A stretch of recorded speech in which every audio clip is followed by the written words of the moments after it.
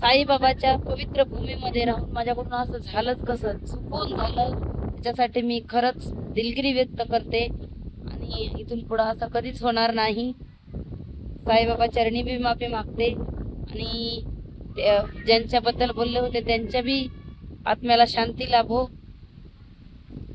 कारण मला सगळ्यांना तसंच वाटत होतं मोबाईल साठी झालं का काय, सॉरी माफ करा, पण ते मोबाईल साठी झालेलं नव्हतं. नमस्कार मित्रांनो, कशा आहात तुम्ही सर्वजण? आशा सर्व ठीकच असताना मी पण मस्त मजेत आहे. उदड खादड जिंदगीमध्ये तुमचं स्वागत आहे सर्वांचं. माझ्या उदड खादड जिंदगीमध्ये तुमचं स्वागत आहे. तर माझं असं असतंय, ते आता चाललेली आहे सायकलवर आणि चला तर म्हटलं आपल्याला आहे टाइम थोडासा.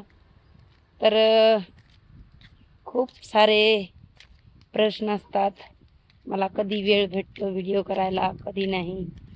मला असाच वेळ भेटतो. त्या माझ्याकडे बघत आहेत, बघू शकता तुम्ही, माझ्याकडं बघू शकता तुम्ही, त्या बघत्यात, त्या माझ्यात गल्लीतल्या त्या ताई गाडीवाल्या त्या चाललेल्या दिसतात पुरीला घेऊन.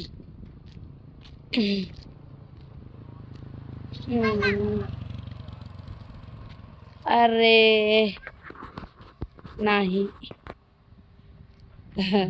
असाच टाइम काढावा लागतो मला व्हिडिओ शूट करायला, असा चलत चलत. पण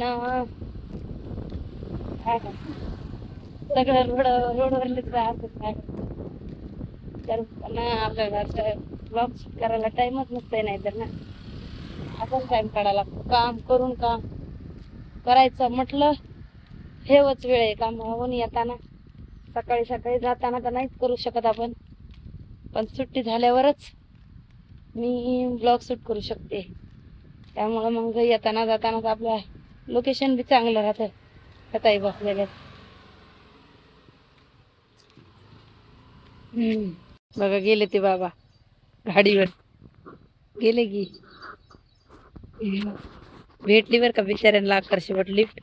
खूप लोकांना त्यांनी हात केला, खूप लोकांना मदत करतच नाहीत लोक लवकर, पण आकर्षक लिफ्ट भेटली. आणि मला पण बोलायचं होतं, पस्तावा करायचा होता, व्हिडिओ नको करायला होता, केला. तर त्या बाबांना भेटली बी लिस्ट. तर त्याचमुळं म्हटलं आपल्याकडून चुकून व्हिडिओ तो शंट झाला तसा, पण आपण चुकीचं होतो ते म्हणणं सुद्धा खूप मोठी गोष्ट राहते, की आपली चूक मान्य करणं. तर मी माझी चूक मान्य करते. सर्व करतात का नाही ते काही माहित नाही, पण मी तर करते. त्यामुळं म्हटलं आपण असा व्हिडिओ बनवू शकतो, तर चूक झाली होती असा बी करू शकतो व्हिडिओ. बाबा बघा शिर्डीपासून मी बघितले ते कोणाची तरी लिफ्ट मागण्यासाठी ते चालतायत, पण त्यांना काय कोणी लिफ्ट देत नाही. बघू शकता तुम्ही, प्रत्येक गाडीवाल्यांना हात करतायत ते, त्यांना कोणीच लिफ्ट देत नाही. त्या भाऊने दिली वाटतं लिफ्ट, त्यांनी केली गाडी, वा दिली त्यांनी गाडीतलं लिफ्ट त्यांनी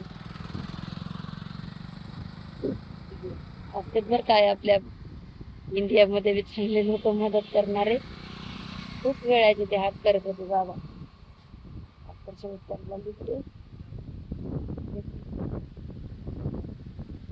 बघू शकता बसले ते बाबा गाडीवर. आता हे पूर्ण शिर्डी चलत चलत आले होते ते, पण मी सायकल वर घेऊ शकत नाही, सायकल आहे.